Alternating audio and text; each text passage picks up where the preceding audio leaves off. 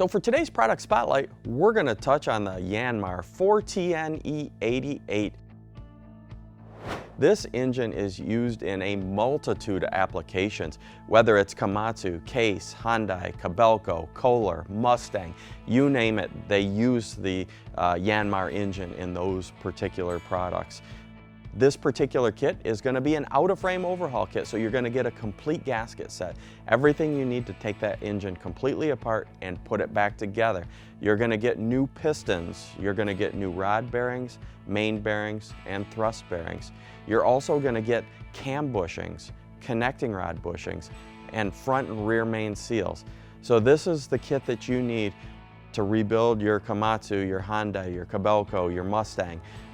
It's going to be available in standard or .25mm oversized pistons, and it's going to have standard or .25mm oversized rod and main bearings. So whether you got a Komatsu, a Case, a Kobelco, or a Mustang, check the link below. That'll lead you right to our product page.